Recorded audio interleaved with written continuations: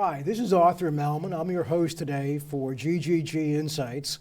And today we're featuring the Eleanor Whitmore Early Childhood Development Center. And we have with us today, as you saw in the credits, Arlene, who is the director, and Joan, who is the director of development. And Arlene, why don't you just give us a little bit of background? Did you start as a teacher full grown? Sure, I did. I started as a teacher about 15 years ago. Oh, okay. And so you were 12 at that time? Yes, exactly. Thank you. Yeah, I very knew that. good Yeah. with your math. I'm very good with math. You have your math skills. I love it. I did. I started about 15 years ago, and I was in the classroom where I was actually teaching at the time what we call the double pre-K classroom. So I would have a pre-K session in the mornings, and then another fresh group of little ones come in the afternoon. And where was this? This was at the Eleanor Early Childhood Center. Oh, okay. That I taught the double pre-K. So I had these great years as being an educator there through the development of the half day. And did you start at Eleanor Whitmore? Was that your first? It was not. Oh. I was a teacher at John Marshall. Oh, I've heard of that. The year before that, and then I was a kindergarten teacher when I first started. Right after graduating college, I was a kindergarten teacher at Spring School for a bit of time. Joan, you didn't also teach, did you? No, I don't have any. My background is not in education at all. It's in marketing and advertising. Well, you guys got to raise And a bunch then of money every later year. in life so- development, yeah. So. I think what's important, and if we can have the first slide, it's helpful. It's part of your brochure. And it's a nice little girl in a tree of learning, but it says something very important down in the blue section, which is early education. And I think that's really critical. And thank you for the slide, but that's really what this is all about. This is not a daycare center. It is. It isn't. It is and it isn't. So we care for our children while their families are working, right, to provide the life that they hope to provide for their children and their family. Well, you can also be a mother playing tennis, too. Sure, and you can also be doing that, most okay. certainly. But when our children are with us, it's about the development that's happening. So if not with your parent, then hopefully with adults who are prepared to be looking at that development in your child. Yeah, I read your brochure, and we don't have all the pages here, but there were a couple of facts that really threw me for a loop.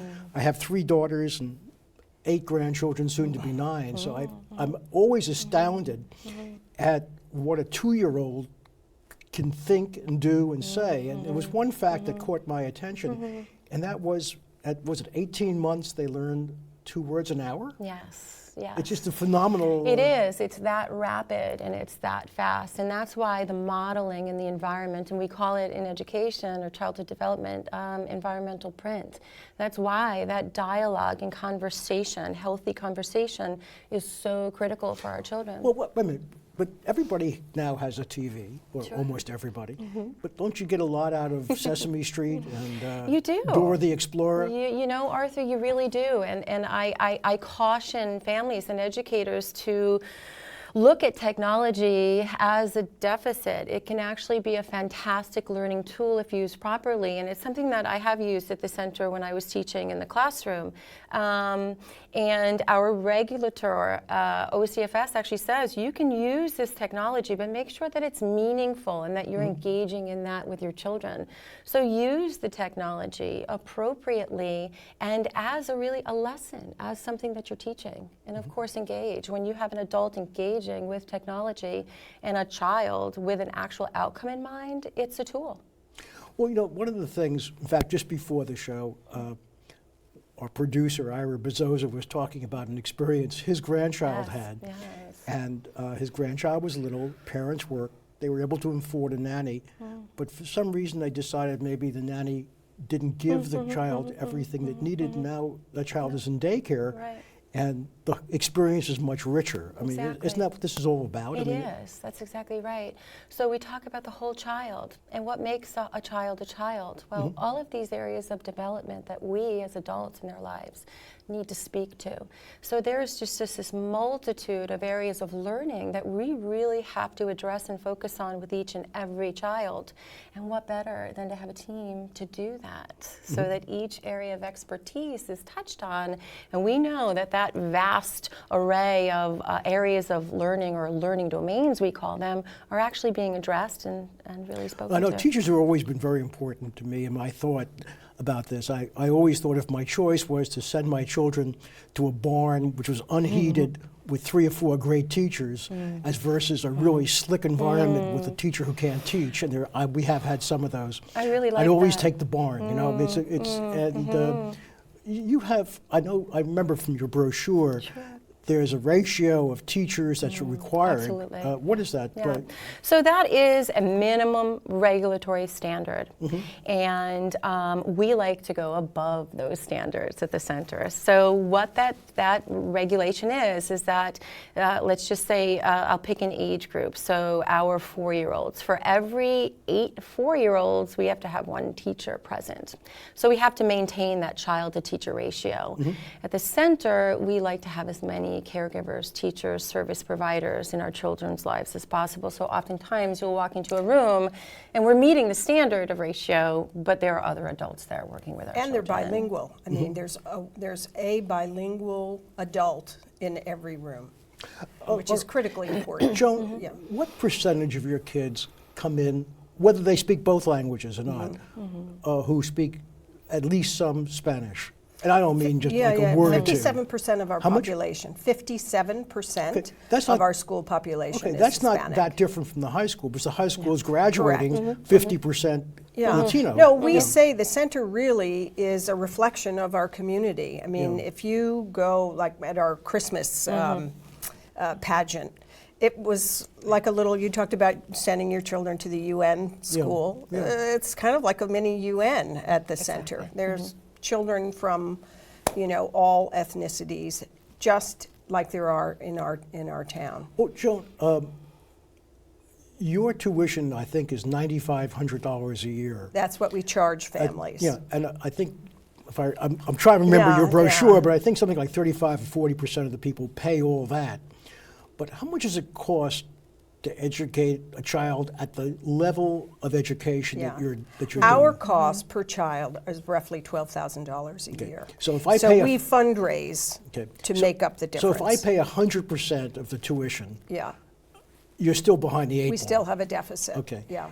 Now, then if there's 35 or 40% that pay the full, then probably 65% or so pay less than full. Correct. Can that, I gather that can go down to 0 for a family really in need and someplace along. That's right. It's a full spectrum of need. So we've seen greater need over the years. I mean, that need, those families in need are increasing. Like right now, for this school year, 65% of our families are classified as low and extremely low income families. Now, is that growing, do you think, or? Yes, it seems to be. Any idea why that's growing? Is it? Well, we have more and more families who are dependent upon seasonal businesses. And so what we see is we have families who in the fall and in the spring are perfectly able to meet their obligation. And our fees, by the way, are very affordable. I mean, we really keep them as affordable as possible, and we do that through fundraising. But there are times in the dead of winter they don't have the money. No jobs, So that's when, a lot of time, that's when a lot of the financial aid will kick in. Now, I know the school runs 12 months a year. 12 months a year, Now, is it 10 hours a day, 5 days a week. It's a remarkable support service for families. Is the $9,500 for 12 months, or is that just for the school year? It's 12 months. Oh, okay. So this is really We frankly, view a bargain. every student as a 12-month student. Yes. So in fact, our summer program is not open. It's not like a summer camp. So for our summer population who comes in, I mean, first spots go to our year-round families. Yes. Oh, but if you have, it's possible you may have a year-round family or two who are not here for the summer or something like that. Yeah. So if there's a person who's here just for the summer, could they try to enroll their child for the season? It's case by case. It really It is. really If we is. have the right, again, going back to those ratios, so if we have the right age group and we have the space, then we will certainly accommodate that. Yeah. Sure.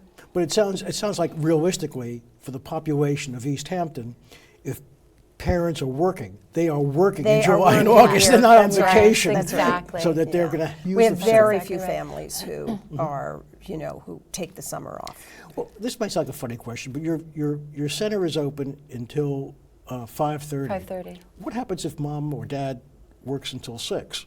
Is there any way of... No, we typically have a good pickup at 5:30. Okay, I guess if necessary, a friend could pick up or another Absolutely, classmate and could that's take an them home. accommodation Yeah. that we have. If there's a pickup person that is changing, Yeah. we just we just run through our protocols to make sure that that child is being safely picked up. And There was another factoid in your... I'm big on factoids. I can't remember any substance, but boy, am I great at factoids. That really astounded me, and that is 90% of the human brain is developed Yes. by the time Yes. you're 5 years old. Yes, that's the real deal. That's research that has been around for many, many, many years, decades. Well, you had one quote that really troubled me, though. It was from Bill Gates, who said, "What you learn in the first 5 years is good for the next 80." However, I'm 77, so I've only got, I think, 8 years more.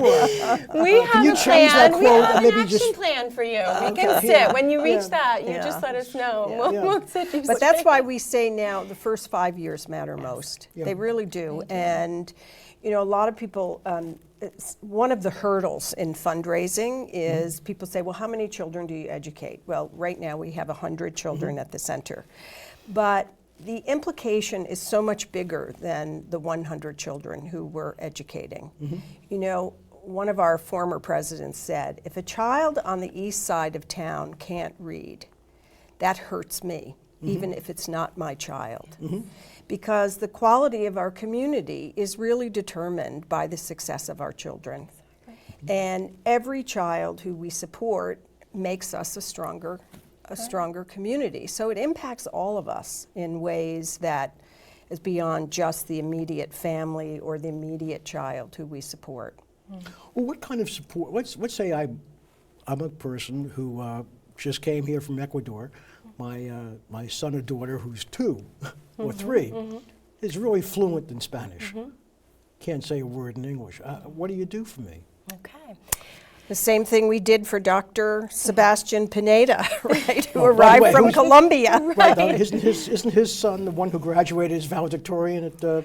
It's not his son, it's him. Oh, it's it's him. It's him. Yes, he's now a PhD and astronomer in Colorado. Yes, and so great question. So he learned everything in those first 5 years, and then he learned almost nothing afterwards. It's amazing. But We that- set him on the pathway. We for did, that. and that's Yeah. the language exposure that we were talking about before. Many of our children that are Latino come to us with no English at all whatsoever, and they do learn a functional, good foundational English when they're with us, and that happens very rapidly. Well, David Lease, who's the councilman now, actually his family came from Indonesia, so he Yes. wasn't good in Spanish, but he must have been great in whatever they speak in Indo. But he's a great model for he's- how yes. you can succeed from the school. Yes, and we had his children, we had his daughter Bree, and they're just a lovely family.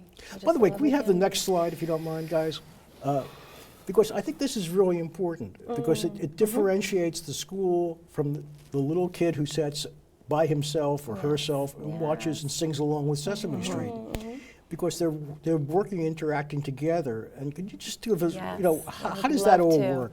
I would That's enough for the slide. I Happy would kids love pulling to. together. It's they're together, and that's what it's all about, isn't it? So social emotional learning is one of the most important things that we focus on as the center. We consider to be the pivotal domain, that area of learning that's going to impact all others. And so that photograph is really a great example of exactly that happening. The opportunities that children have when they're in groups with their peers and with other adults other than family is that they can begin to really navigate the social emotional learning exchange. Well, how do you treat my little kid who just hit the other kid with the eraser? I mean, We address and challenging by the way, behaviors. those are probably my kids who are doing that. Right. So we know as adults that's a challenge, right? It's a challenging behavior that we're going to help that child with, but we've got to remember something, Arthur. There's a feeling behind that behavior. That child is engaging in that behavior because they need or want something. Attention, usually. Yeah, usually. And so identifying what we would do as a staff is the first thing in our flip flip it model is to identify the feeling. I see that you're really angry right now. Is it because you would like to have that toy? And then reminding the child of the limits. I know that's your favorite truck, but remember that Joan would like to play with that too. And then inquiry, having our child try to take the opportunity to figure this out. And we would prompt by saying, what do you think you can do if you really still want to play with that? But you know Joan wants an opportunity too. So it's just really getting down with our children physically, literally on their level, and having a conversation with them. And before we do that, identifying, I see how you're feeling. And that usually sets the path really straight. Everybody looks at reading as a touchstone. And when do kids start to read and listen? And I had a little guy in my pre-K class about 6 years ago. He was speaking Mandarin, completely no English, and by the end of the year he was reading. Really? So how do we do that? Exposure, conversation, doing that as peers. Peer learning is huge in an early childhood education classroom. So just the opportunity to navigate the classroom in a way with your peers and the conversation that goes on there. So language and literacy is another learning domain. And the way that we begin to teach those beginning skills is having the opportunity to be exposed to the fundamentals. You know, it's really funny because we've done some work with the high school, and I've had this driving ambition to see everybody, as quickly as humanly possible, learn English. And so I think otherwise you start behind the 8 ball in the United States. And I thought it was really easy. I said, you know, gee, a little kid comes from Colombia, speaks fluent Spanish, and, you know, can read Spanish. He should be able to learn English pretty quickly. And then people say, well, he may not be able to read Spanish. You must have that situation too. Obviously, it's a little lower age, but you know, where kids are fluent in another language, be it Mandarin or Chinese or Indian, you know, whatever. Well, my little buddy who spoke Mandarin is actually the great example, because he was almost reading, and he was his parents had explained to us that he really did have higher level language skills for his age. So basically what we find is that if a child is really engaging in conversation, learning their language, their native language well, as teachers, we have a slightly easier time transferring language skills from their language to a new language. Well, what about the kid? There are more and more kids as we get more sophisticated in identifying learning difficulties. I mean, you've got to have a lot of kids at the school who have some kind of learning difficulty. I mean, it runs the gamut. It does. How do you interact with those kids? Well, so what we expect is that for most of our children, this is the first time. So we are looking at through lenses that are really, really fresh at our little ones. So identifying needs is a huge part of what we do. And we do that through what I call, as a teacher, active and inactive observation. So I like for our teachers to have an opportunity to inactively sitting back, observing their children, and then working with them and actively observing.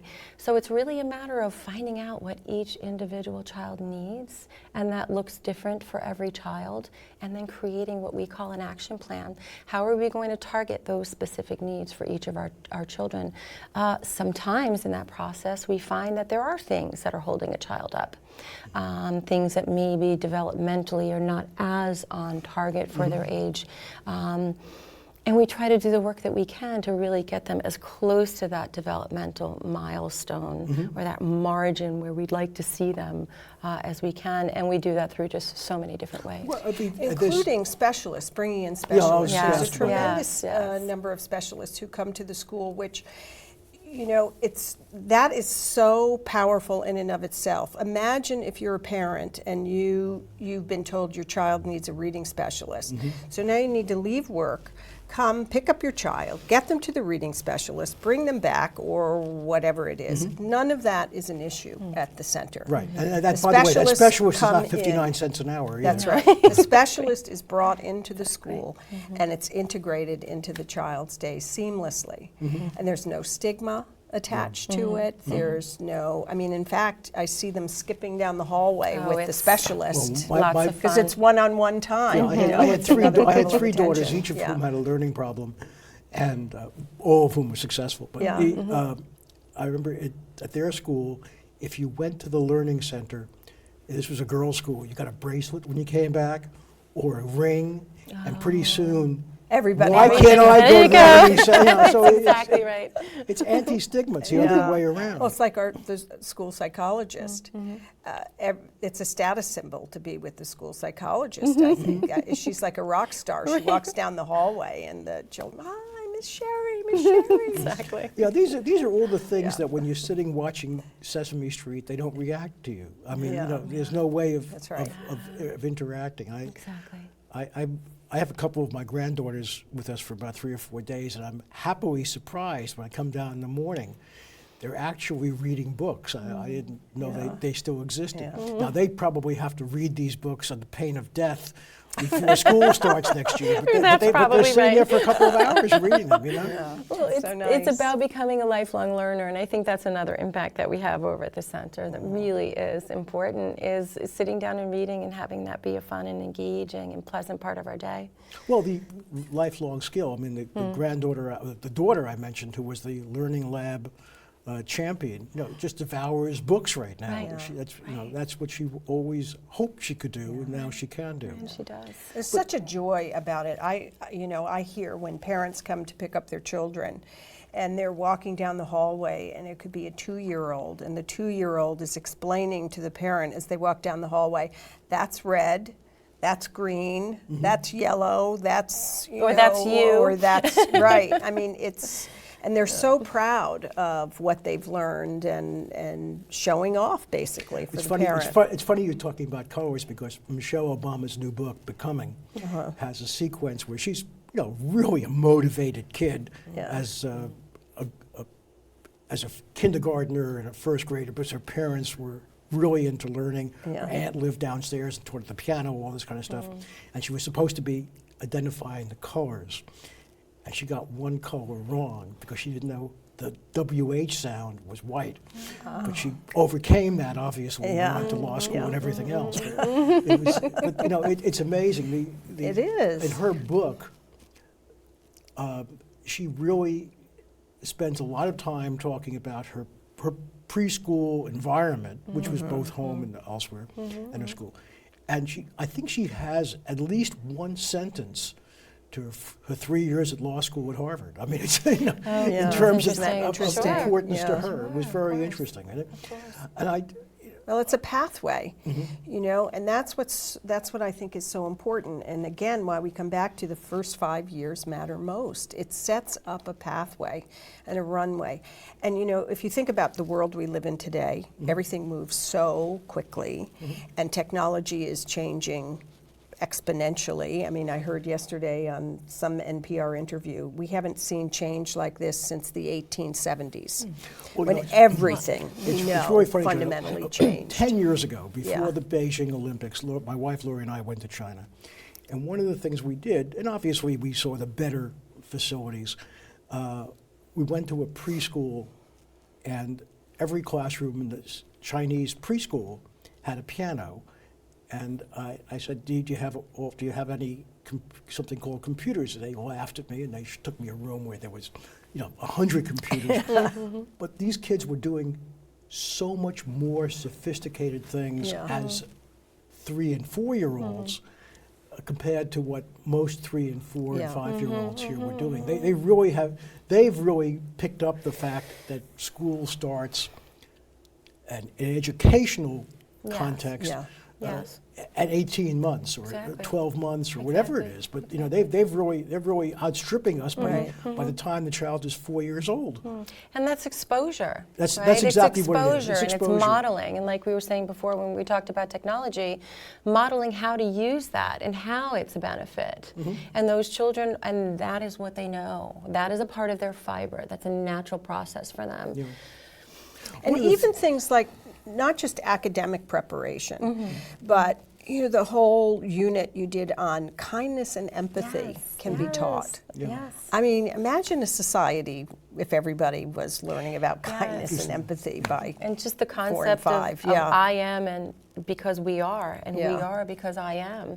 And so Joan is right. Dr. Gonzalez and I, one of our parent nights was actually on the idea that we actually can teach our children kindness and empathy, and the very best tool that we have to do that is by modeling that. ourselves. One of the things that occurs to me, Joan, is that from a pure fundraising standpoint, forget everything else here, the common way people tend to give is first to their university, maybe to their secondary school, and maybe a little dribble to the preschool. And yet, from the statistics, that's just backwards. I mean, it's totally It is, backwards. yeah. First of all, the big universities have vast endowments. But secondly, the percentage of learning in preschool is enormous compared to the dribble of learning. Yeah. That's true. colleges. And there really Great needs point. to be, I mean, a big educational initiative for people to understand just how important these first 5 years are. And, you know, what's happening now is economists are really studying the issue because there have been enough longitudinal studies where they can even tell you it's intergenerational. So you can affect, it's like it's a tremendous tool to Impact affect society. and raise the level of poverty. I mean, not raise, you know what I mean, lower. No, certainly, we're not trying to lower raise the it. amount, raise Yes. incomes. Yeah. Raise yes, incomes yes, and incomes and outcomes, you know, and high quality early education has been proven to save a lot of money to society. Yeah, one of the things also that I noticed in your brochure is you're not just sitting in a vacuum here. You're coordinated with the Yale Yes.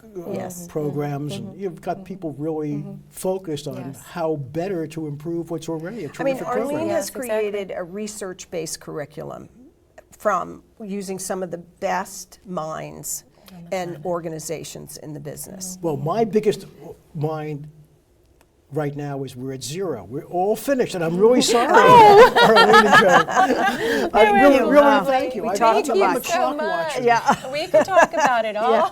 All day. long. You try to fill the clock, and I try to race the clock. Oh, yeah, sorry. No, that was.